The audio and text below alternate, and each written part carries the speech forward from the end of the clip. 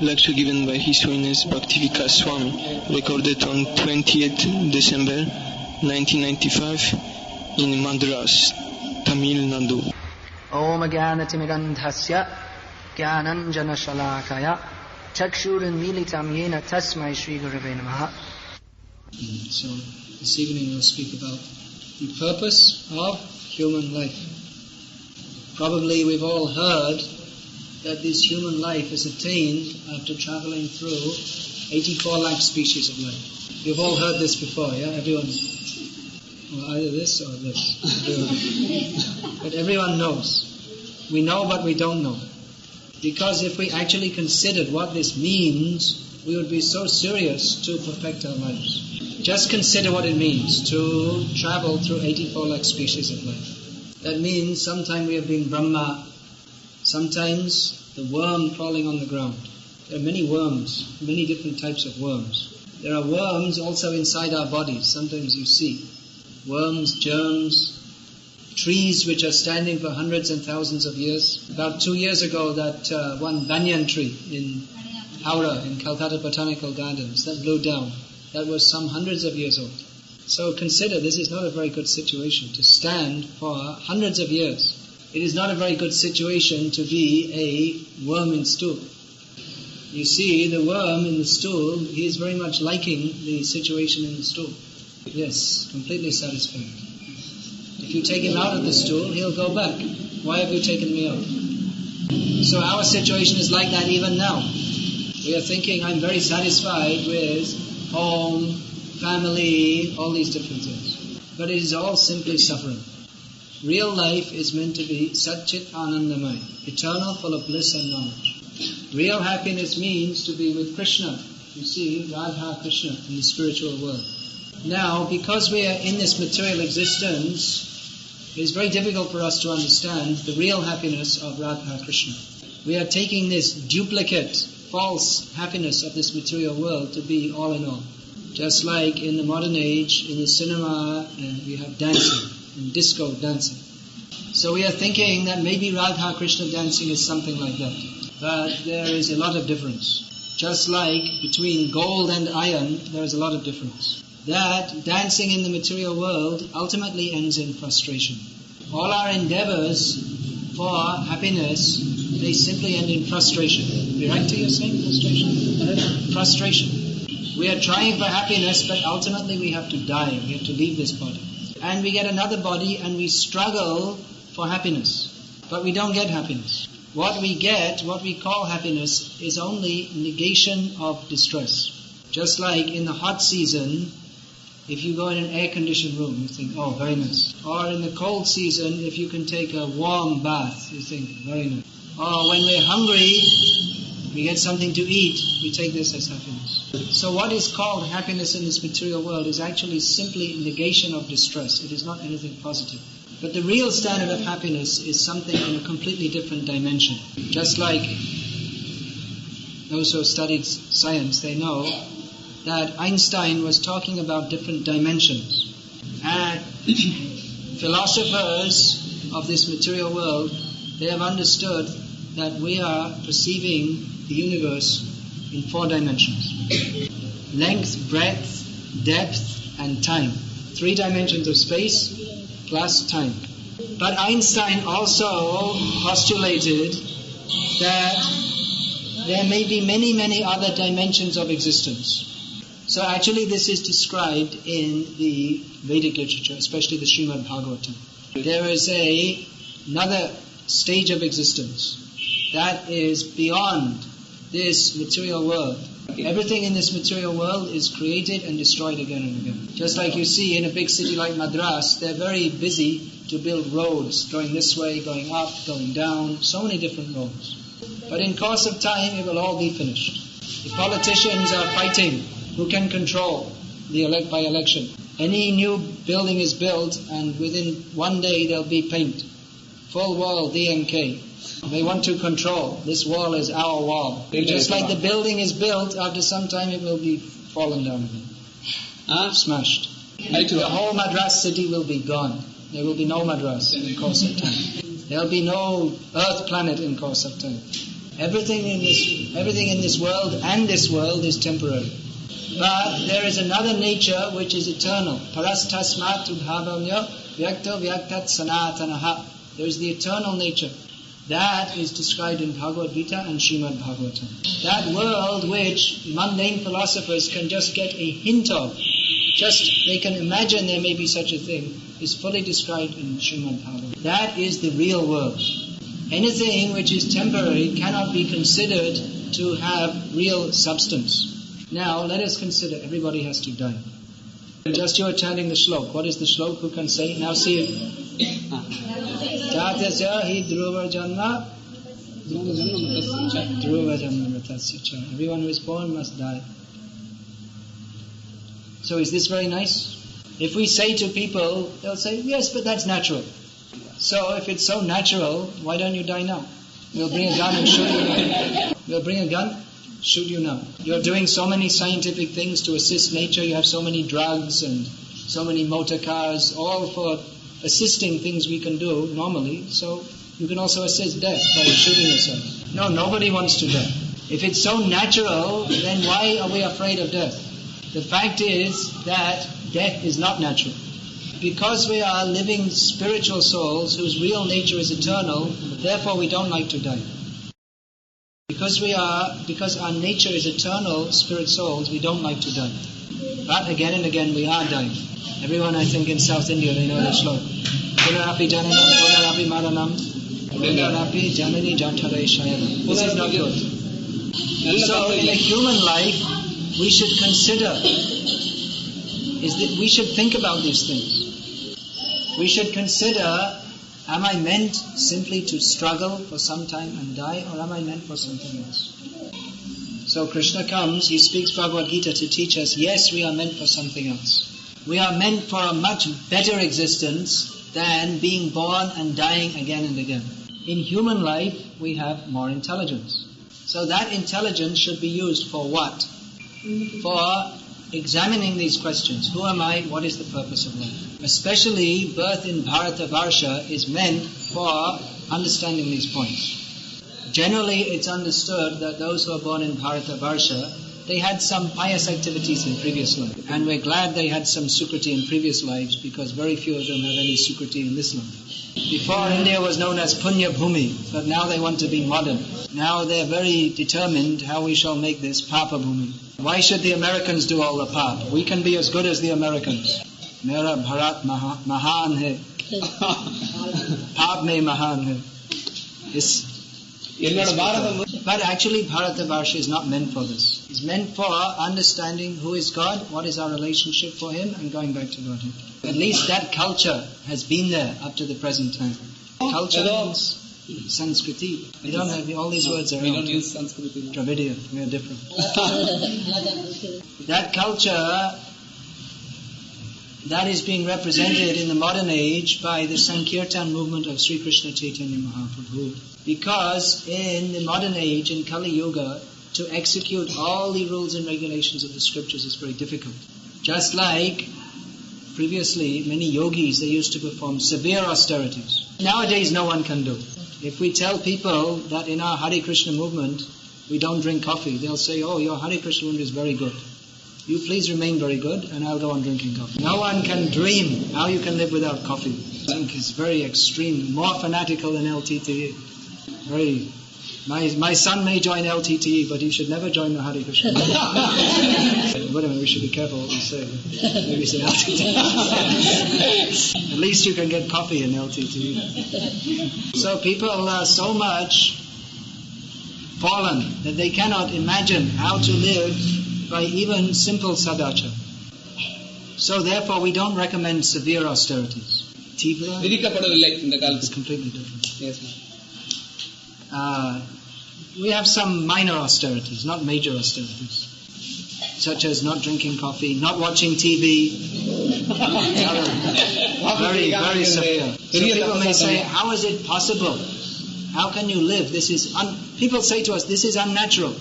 I've heard people say it's unnatural. It's not normal. They say it's not normal. As if people were living for hundreds and thousands of years without TV, without coffee. Somehow they survived, but nowadays Unless you watch TV, you're not a normal human being. So how can we give these things up, these vital factors of modern life? Actually, we don't ask people to give these things up. We simply ask them to chant Hare Krishna, Hare Krishna, Krishna Krishna, Hare Hare, Hare Rama, Rama, Hare Hare, and study the books about Krishna and develop their love for Krishna. And naturally, a feeling arises within a person who does that. This happened to Chaitanya Mahaprabhu also. Chaitanya Mahaprabhu is Krishna himself, but he is in the lila of being a devotee. So in his childhood, in his youth, he was just like a big scholar, not exactly like a devotee. He was known as Nimai Pandit.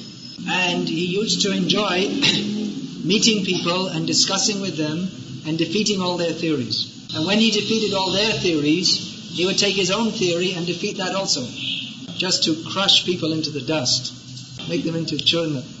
That means that the theory he defeated them with, that was also wrong, he was showing. So when he met his guru, his life changed.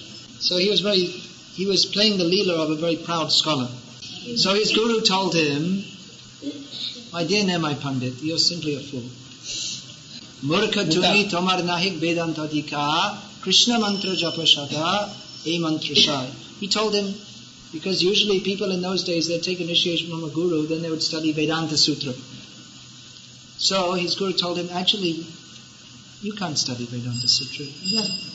You're not intelligent enough. You just chant Hare Krishna. Of course, Chaitanya Mahaprabhu, he is the compiler of the Vedanta Sutra. He is the object of the Vedanta Sutra. But this is just some lila to show what is our position.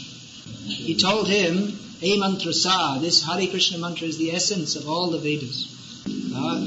Krishna mantra hoite habe samshamo chan Krishna nam hoite pabe Krishna charam. He said that just by chanting this Hare Krishna mantra, you will get free from material life and you will attain the lotus feet of Krishna. So Chaitanya Mahaprabhu was a very good disciple. So he started chanting Hare Krishna, sada, day, night, all the time. Then after some time he came back to his guru, he had a little doubt. Kiba mantra dilo goshai, kiba thagal, japite mantra ami hoilam thagal. He said that, what kind of a mantra have you given me? What is the effect? By chanting and chanting this, I've become mad. So his guru told him, very good. Hare Krishna Maha Mantra Eto Shabhav Jai Jape Tare Krishna Upajai Bhav. He said it's the very nature of one who chants Hare Krishna that his feeling for Krishna develops. So same thing, we ask people, please chant Hare Krishna. And automatically you will get a feeling for Krishna. Are you experiencing something like that? You see, everything in this material world, what is there? Everyone is advertising all the wonderful things you can do. It's Nanda Kumar's Tamil class. Just like every time I come to Madras by night train, then we drive up Mountain Road, and that's where we come, past the American Embassy early in the morning, before you come. It's the American consulate.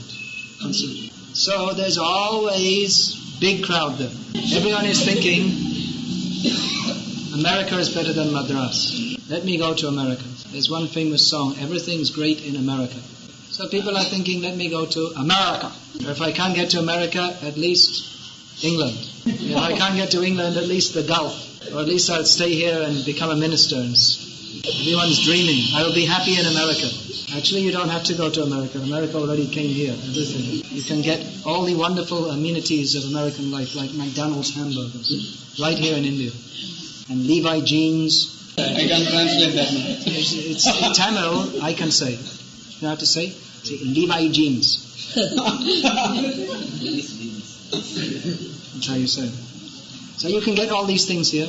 You save up for 3 months and you spend all your money and you can have Levi jeans. So it won't make you happy. There is not one single case in history of people wearing Levi jeans and all of a sudden they feel all their anxieties are gone away and everything is wonderful.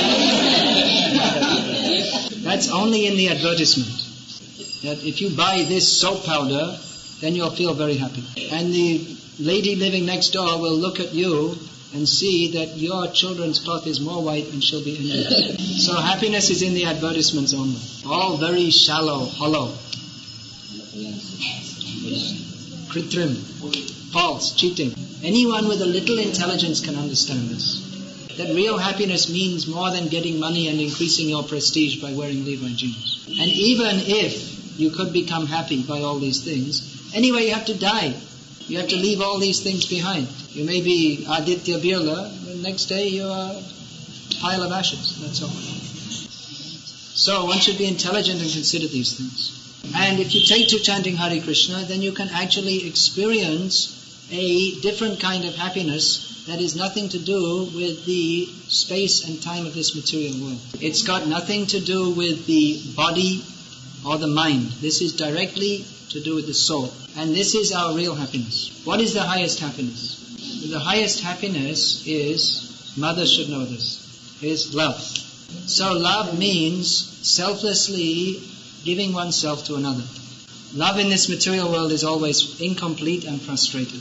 We can never find a person who can fully reciprocate our desires for love. And even if we feel very happy in a relationship in this material world, that will be broken by time. Krishna consciousness means the real love for which we are always hankering life after life. Just like we were talking about the worm in stool. Why is the worm attracted to the stool? Because he feels that my happiness is in relationship with the stool. So he is searching for happiness, but he's mistaken. He's searching for it in the wrong way. That attraction should be reposed at the lotus feet of Krishna, because that relationship with Krishna is complete and eternal. That feeling of love will be fully reciprocated by Krishna in a way that can never be done in any material relationship. And that relationship is everlasting. It is not spoiled when the body is spoiled. So that is why when we chant Hare Krishna, because that is our real life, that is our real relationship, when we start to do that, then everything in this material world, we can see that it has no intrinsic value. That's why we don't have to say too much to people. Don't drink coffee, all these things. Because naturally when one gets a feeling for Krishna, then he loses his taste for insignificant things. So you can see this is actually a practical proof how Krishna consciousness brings us to a better platform. So the next question may be, well, how do I do it? What do I do? Everything begins with this chanting. Chanting the holy names of Krishna is the central activity of Krishna consciousness. Now this chanting is very easy to do, but to do it properly, that also requires application. We can chant Hare Krishna, Krishna Krishna, Hare Ram, Ram Ram, Hare Hare. Or we can just make some kind of noise. Simply making some kind of noise will not help us. So we have to chant with concentration, remembering that this name of Krishna is not different from Krishna. So we ask people in the beginning, please chant 1 round and then 2 rounds and eventually increase to 16 rounds. But in the very beginning, you should practice this, how to chant clearly, nicely. That kind of chanting will be very effective. We shouldn't be too anxious, let me increase and then I have to finish my rounds and then just suddenly get it over and finished like that. One consideration is quantity, but the most important consideration is quality. Real chanting means chanting with feeling. Now, Chaitanya Mahaprabhu taught us how to chant. What is our mood while chanting? Ainanda tanuja kinkaram patitam mang vishame bhavam buddho kripaya tava pada pankajas tithadhuli sadrisham vichinta.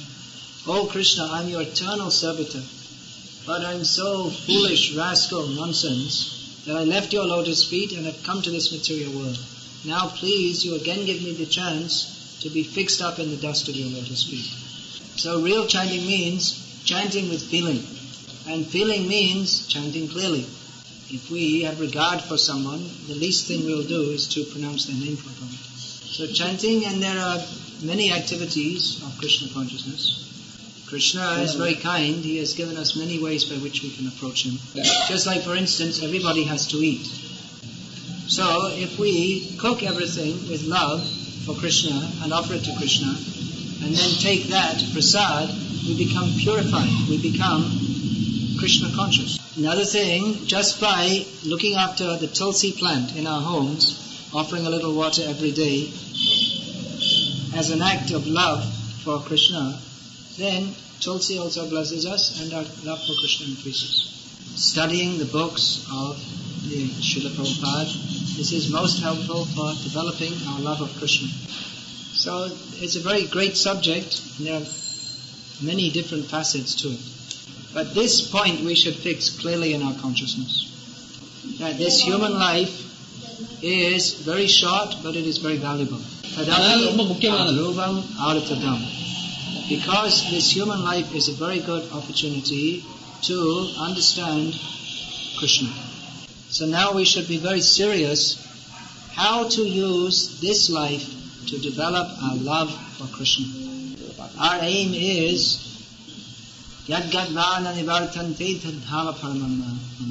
to give up this body, concentrating on Krishna, full meditation on Krishna. So that training, we should always be conscious, every moment of our time. We should always be thinking how to bring our attention all the time to Krishna, Krishna, Krishna, Krishna. Are there any questions? The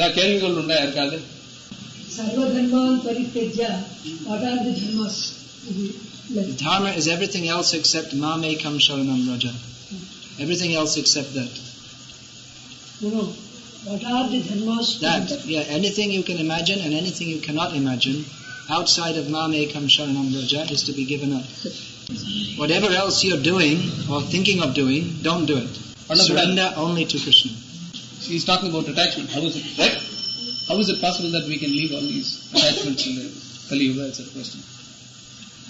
Attachment must be there. But the attachment should be centered on Krishna. Just like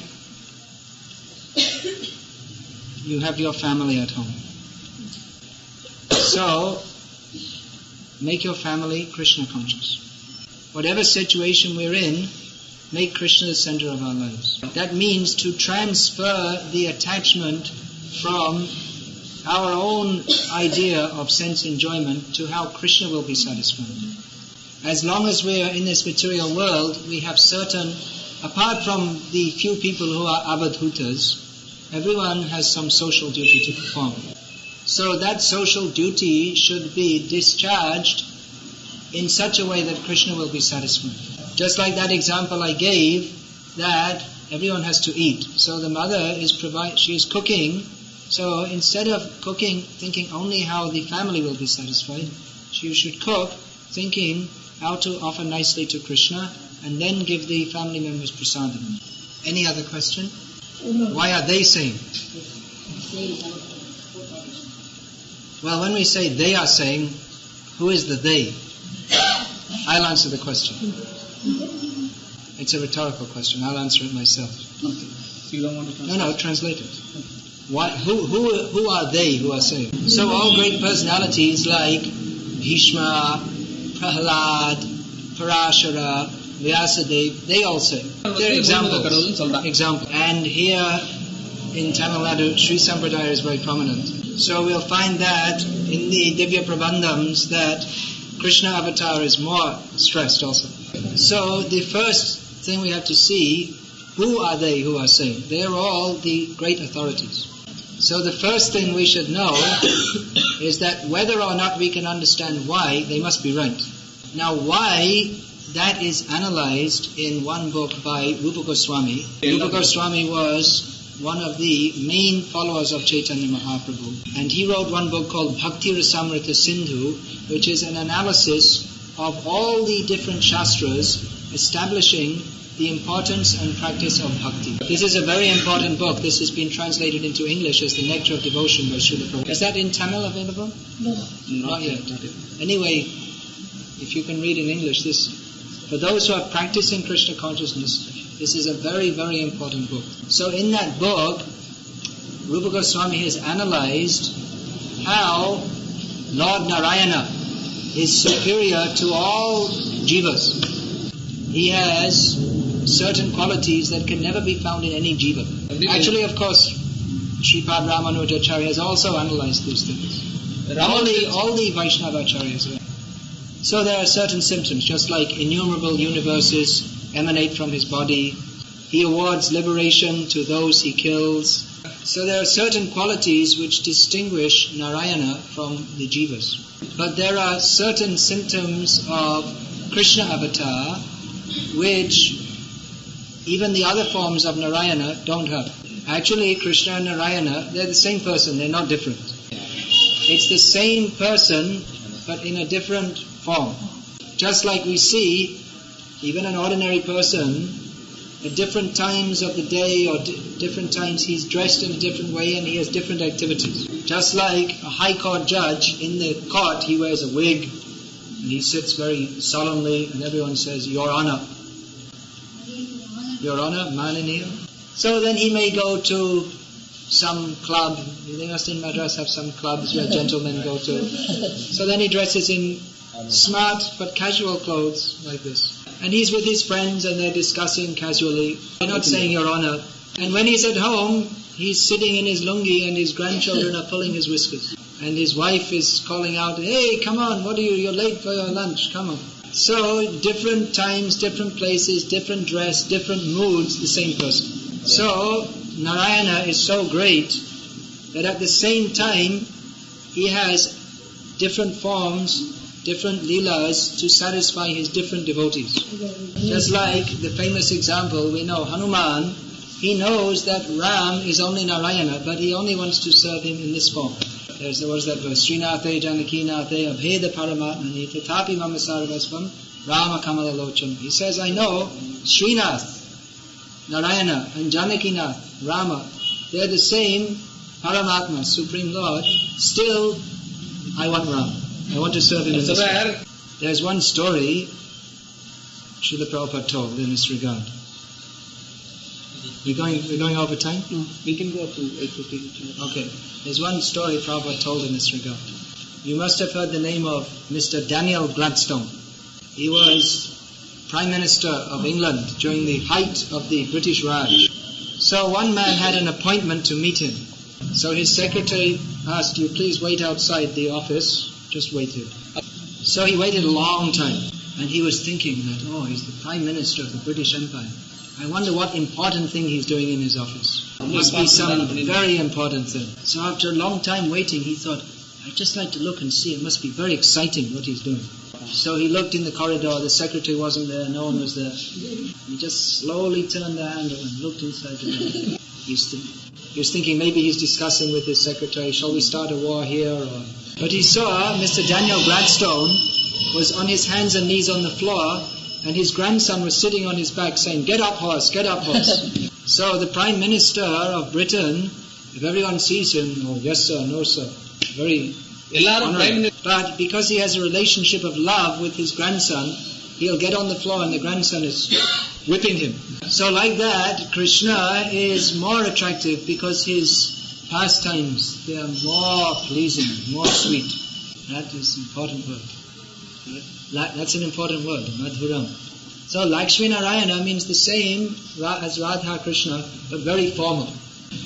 Aishvarya Yukta, you can say. Aishvarya Yukta. It's like that. It's like the king and queen in the court. Give him 10 bags of gold. Cut off his head. Like this. Very formal. And Radha Krishna is like the king and queen when they go inside and the queen says, I don't think you should have done that. No, I should have. It's like that. I'll never speak to you again. I don't care. This is the exchange of love. In Vrindavan, you'll find the cowherd boys, they're fighting with Krishna. And sometimes in the fight, they're defeating Krishna. And as a penalty, Krishna has to carry them on his shoulder. When Krishna was holding Govardhan Hill, the cowherd boys were saying to him, you must be getting tired, Krishna. Why don't you let me carry it now? Because they thought, he's just our friend. If he can carry it, I can carry it too. Actually, what happened, when the time came to put down the Govardhan Hill, all the cowherd boys, they're all saying, this guy, he thinks he's a big guy, he's holding this hill. We can carry it also. So just when the time came to put it down, Krishna told, okay, all you cowherd boys, you stand over there one corner and you hold it up between you. So Krishna started to put it down, all the cowherd boys, and Krishna just let go for 1 second and they all fell down on the ground. Krishna picked it up again. He looked at them. Actually, I thought this is a good test. There are so many bogus incarnations of God. So we have no objection to them being incarnations of God, but we just like to put one big mountain on top and they can hold it. And after all, it's Kali Yuga, so even you might think God has decreased in power. So you don't hold for 7 days, you just hold for 7 minutes. And it's a good thing that the modern day incarnations of God are making hospitals, because you're going to need it after that. They can take you to the hospital and make an analysis, dead. So anyway, Krishna's pastimes, they're very sweet and pleasing. Therefore, all the acharyas, they give stress to Krishna. And there are so many other incarnations also. Just like Vaman Dev Leela is also very sweet. All are different. Varaha, Nrsimha, Kurma, Matsya, so many avatars of them. So that's also another important point in Krishna consciousness, to understand who is actually an avatar who has been spoken of in Shastra and praised by the acharyas. Just like there are Das-avatar. Actually there are unlimited, so many avatars, but 10 are very famous. About 1 year ago it came in one magazine in India that at the present time there are about 300 people claiming to be incarnations of God. So we should understand who is an actual avatar by the symptoms given in Shastra and recognized by the bona fide acharyas. We should be very careful not to be taken in by people who are not avatars but who are claiming to be. Any other question? Or should we chant Hare Krishna? Alright, this question. Hindu mythology says there is residual karma you are getting birth. And there are two sepals, karma and dharma. We have to walk with both. With one sepal we cannot walk. If we leave, or if you walk with a barefoot, we are leaving some karma. Once again we are getting birth. When it will become an end? Is Bhakti alone the solution, or is there any equation that is heaven birth? Well, the first thing I'd like to say, this first statement, Hindu mythology, this terminology is given by the British. Yes. Actually, the word Hindu is given by Muslims, and the word mythology is given by the British. Please sit down. Mythology, actually all languages, maybe in Tamil Nadu they don't believe it, but all languages come from Sanskrit. This word mythology comes from the Sanskrit mithya, which means false. The word mythology means something which is not actually true. So, just like the British taught the Indian people to use the word idol for murti. Idol is a very bad word. Idol means something imaginary. So neither of these words, Hindu, mythology, they're very good. But Shastra. So karma is there and dharma is there. Krishna explains in Bhagavad Gita how to escape from the cycle of birth and death. As you have noted, dharma means punya karma. It's generally understood to mean punya karma. Now, whether you do punya karma or papa karma, there is a result. That is called karma phal. So you have to be born to get the result. If you do punya karma, you have to be born, maybe nice situation, to enjoy that. But that nice situation, say if you're born in Svargaloka, still you have to suffer repeated birth and death. Even the result of punya karma, ultimately it's not very good. Because any situation in this world you have to suffer, birth, death, old age, disease. That's why material happiness is like payasam with sand in it. It may taste, very nice. But, so, the result of pious activities, you may get what is called a good birth, but you have to suffer.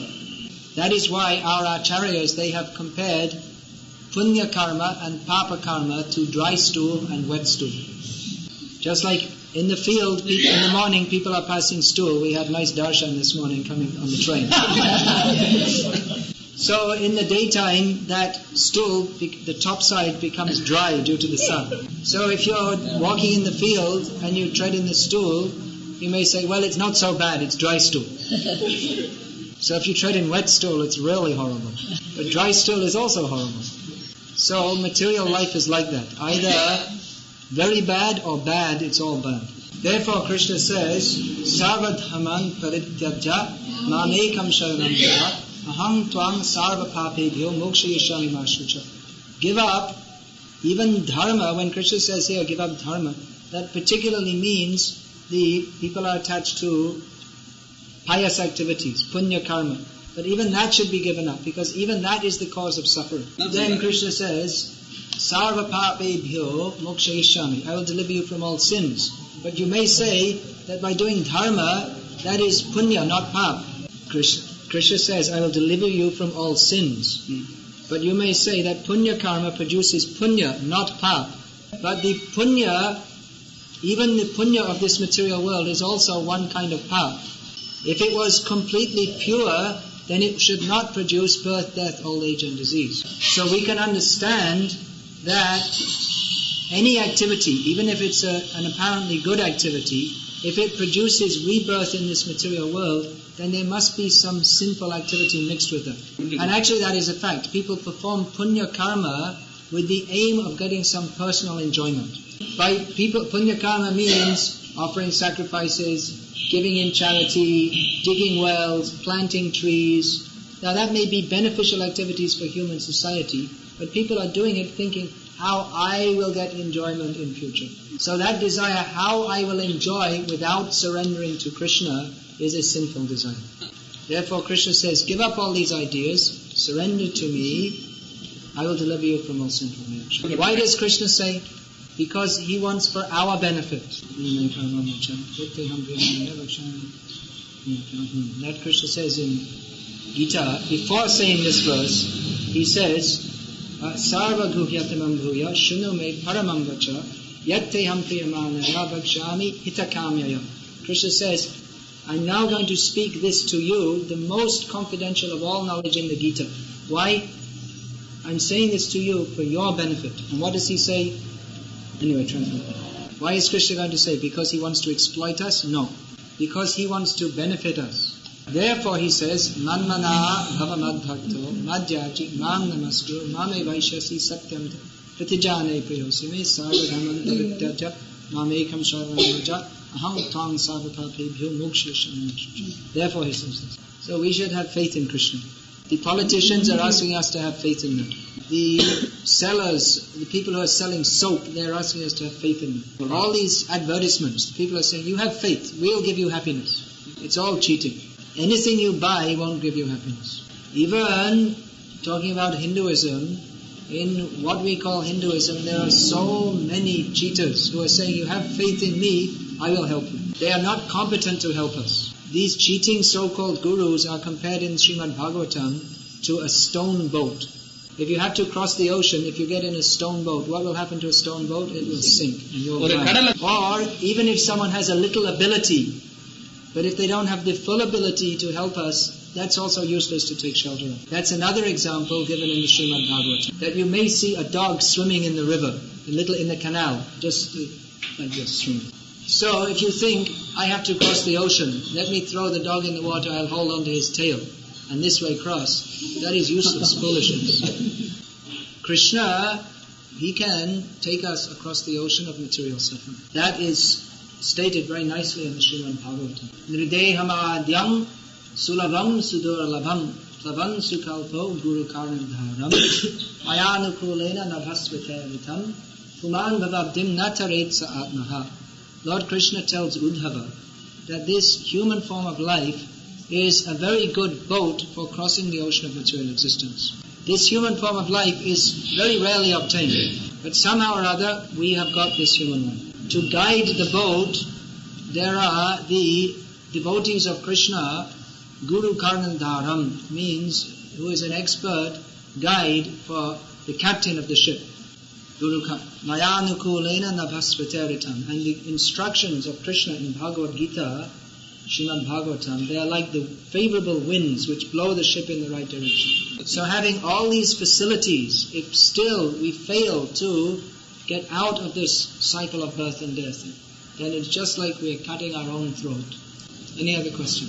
In Bhakti, you have to do the idol worship or not? Which version?